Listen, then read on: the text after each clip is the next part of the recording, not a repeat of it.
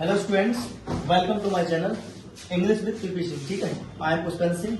I am going to teach future indefinite tense. ठीक है, इसकी पैसिव्स कैसे बनाते हैं स्टूडेंट, सो ध्यान दो स्टूडेंट्स। फ्यूचर इंडेफिनिट टेंस के आज हम पैसिव्स बनाने जा रहे हैं। ठीक है, कैसे बनती है सबको समझेंगे स्टूडेंट्स।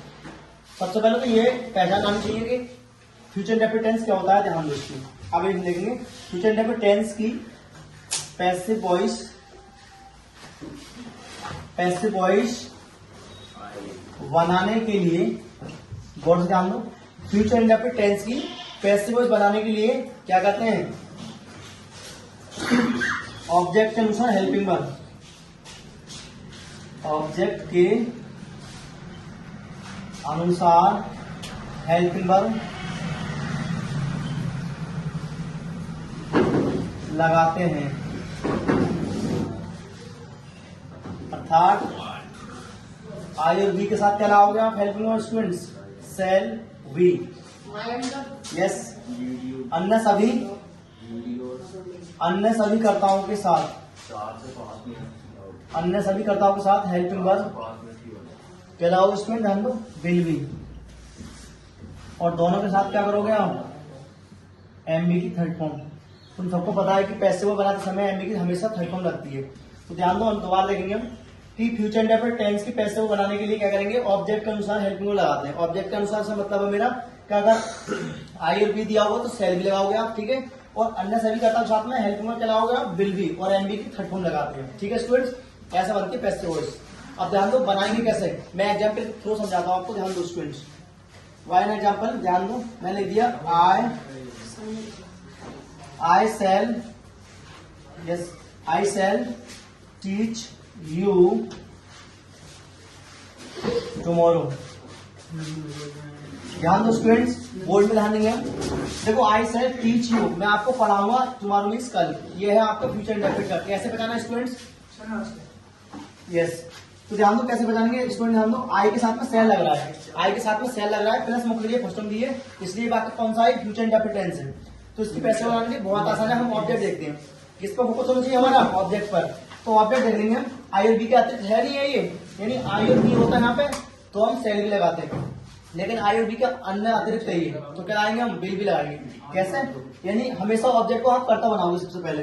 तो स्टूडेंट्स, यू का ऑब्जेक्ट भी सेम होता है और कर्ता भी सेम होता है। ठीक है, तो यू का सब्जेक्ट भी यू होता है। अब इसके अनुसार क्या आओगे, हेल्पिंग वर्ब विल बी। ध्यान दो स्टूडेंट्स, विल बी। और एमबी की थर्ड फॉर्म क्या होती है, साइलेंट वॉइस। तो टीच की सेकंड फॉर्म क्या होती है, third form taught.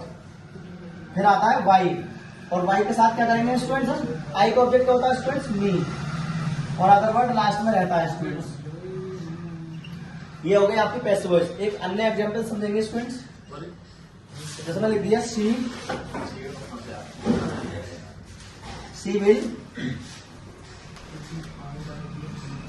Right us a letter.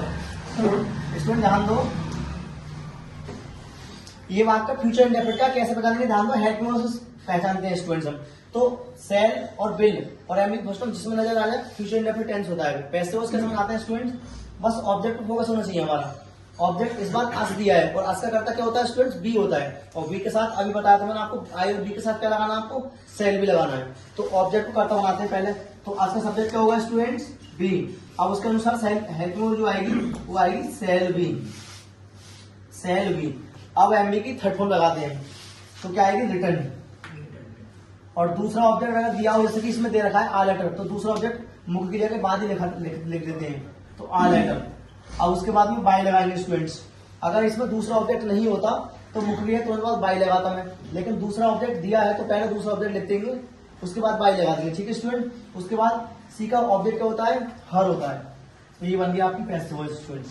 दोबारा देखेंगे, हमने आज का कर्ता वी बनाया, हेल्पिंग सेल भी लगा दी, थर्ड फॉर्म लगा दी, उसके बाद दूसरा ऑब्जेक्ट सेम उतार लिया, और उसके बाद बाय लगा दिया, और एक्टिव को करता है कि जो सी था उसका ऑब्जेक्ट हर बना देते हैं। ठीक है, तो फिर ये था आपका स्टूडेंट पॉजिटिव। अब देखेंगे नेगेटिव सेंटेंस। ठीक है, नेगेटिव भी देख लो दूसरा भाग, इसमें क्या होता है, सेल नॉट भी विल नॉट भी दिया होगा। एग्जाम्पल जो समझ लेते हैं हम, एक जैसे लिख दिया आई shall not sing a song ध्यान दो स्टूडेंट, हमने पहचान लिया वाक्य किसका है, फ्यूचर इंडेफिनिट का नेगेटिव है। कैसे पहचान लिया, क्योंकि सेल नॉट का फर्स्ट फॉर्म दे रखा है। तो बनाते कैसे पैसे हुए, मैंने आपको सभी को समझा रखा है कि ऑब्जेक्ट को कर्ता बनाएंगे पहले स्थान पर, क्योंकि नेगेटिव है ये। तो आ सॉन्ग सब्जेक्ट है, ये सब्जेक्ट बनाएंगे। आ सॉन्ग अब क्या आएगा, will not. Will not, will not क्यों लगाया मैंने, क्योंकि आई बी के अतिरिक्त है ये। अगर यहाँ पर आस दिया होता है या नी दिया होता है तो उसका करता आई या बी होता है, तो उसके अनुसार सेल लगाते। अन्य कोई सा दिया हो आप विल लगाओगे उसके साथ। तो आ सॉन्ग विल नॉट, फिर क्या आएगा इसमें बी। अब थर्ड वन क्या होगी, संग। फिर थर्ड वन के बाद बाई लगाते हैं और एक्टिव करता मी का क्या होगा, आई। ऐसा शांत रहोगे। तो ये रहा आपका क्या हुआ, पैसिव वॉइस, ठीक है, नेगेटिव। तो बस इतने काफी है। उसके बाद नेक्स्ट पार्ट में देखेंगे हम इंट्रोवर्टेड और सेकंड वर्ड। Thank you.